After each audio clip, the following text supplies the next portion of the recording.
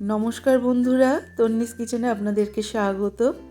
আজ আমি বানিয়ে দেখাবো কড়াইশুঁটি সংরক্ষণের একটি ভিডিও। কিভাবে কড়াইশুঁটিটা সংরক্ষণ করলে কালারটা পুরোপুরি সবুজ থাকবে এবং কম শুকিয়ে বেশি দিন রাখতে পারবেন, এবং কিভাবে সারা বছর ধরে আপনারা স্টোর করে রেখে এটাকে সব কিছু রান্নাতে ব্যবহার করতে পারবেন, সেটাই কিন্তু আমি দেখাবো। এর জন্য আমি নিয়ে নিয়েছি 2 কেজি পরিমাণ কড়াইশুঁটি। কড়াইশুঁটির সিজন প্রায় শেষ, তাই কড়াইশুঁটির সিজন শেষ হওয়ার আগেই কিন্তু আপনারা এই কড়াইশুঁটিগুলো কিনে সারা বছরের জন্য সংরক্ষণ করে রাখতে পারবেন। সবার প্রথমে কিন্তু আমি একটা কড়াই বসিয়ে দিয়েছি এবং কড়াইতে দিয়ে দিচ্ছি জল। আমি এখানে নর্মাল জল দিয়ে দিচ্ছি 2 লিটার পরিমাণ। জলটাকে আমি ফুটে উঠতে দেব।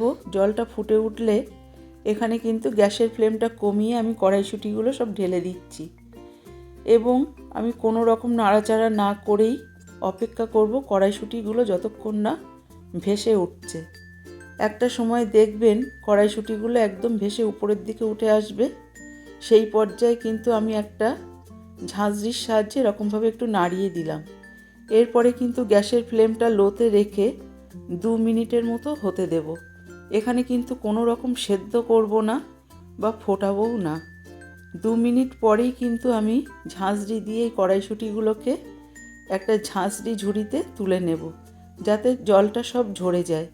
এবং তার সঙ্গে সঙ্গেই আমি কিন্তু একটা বাটিতে জল রেডি করে রাখবো, যাতে কড়াইশুঁটিগুলো ওভারকুক না হয়ে যায়। এবং যে বাটিতে আমি জলটা রেডি করে রাখবো সেই জলটা কিন্তু একদম নর্মাল জল নিয়ে নিয়েছি। আপনারা চাইলে ফ্রিজের জলও নিতে পারেন।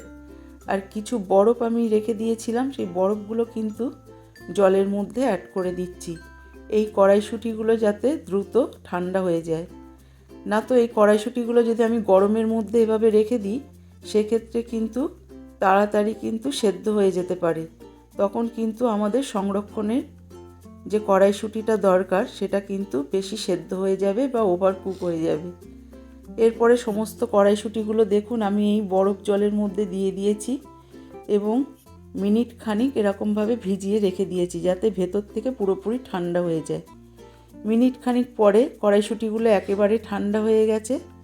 তারপরে একটা চামচের সাহায্যে তুলে আমি একটা ঝাঁঝরি পাত্রের মধ্যে ঢেলে দিলাম।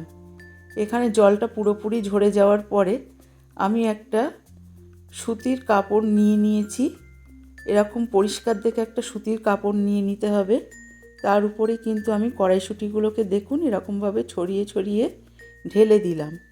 এরপরে কাপড়ের একটা সাইড দিয়ে দেখুন কড়াইশুঁটির গায়ে যে জলটা আছে সেই জলটা কিন্তু এরকমভাবে আলতো হাতে মুছে নিতে হবে। বেশি জোরে জোরে ডললে হবে না, সেক্ষেত্রে কিন্তু কড়াইশুঁটির উপরে যে একটা খোসা থাকে সেটা কিন্তু ছাড়িয়ে যেতে পারে। তখন কিন্তু কড়াইশুঁটিগুলো আর গোটা থাকবে না। সেই কারণে আপনারা বুঝতেই পারছেন যে কড়াইশুঁটিগুলো কিন্তু বেশি গলে গেলে চলবে না। তখন কিন্তু কড়াইশুঁটির উপরে যে খোসা বা ছালটা থাকে সেটা কিন্তু পুরোপুরি সেদ্ধ হয়ে গেলে উঠে যাবে। তখন কিন্তু এরকমভাবে মোছা যাবে না। এরপর আমি কড়াইশুঁটিগুলো 2 ঘন্টার জন্য রোদে দিয়ে শুকিয়ে নেব। এখানে কিন্তু খুব বেশি শুকানো যাবে না, জাস্ট উপরটা একটু শুকিয়ে যাবে। সেক্ষেত্রে কিন্তু কালারটাও নষ্ট হবে না, একই রকম দেখুন কালার কিন্তু সবুজই আছে এবং আপনারা যখন রান্না করবেন তখনও কিন্তু এটা সবুজই থাকবে।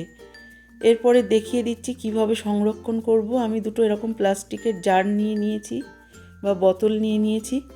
আপনারা চাইলে কিন্তু যে কোনো পলিথিনের মধ্যেও এটা মুখ আটকে রাখতে পারেন। আর এটাকে কিন্তু আমি ডিপ ফ্রিজে সংরক্ষণ করে রাখবো সারা বছরের জন্য।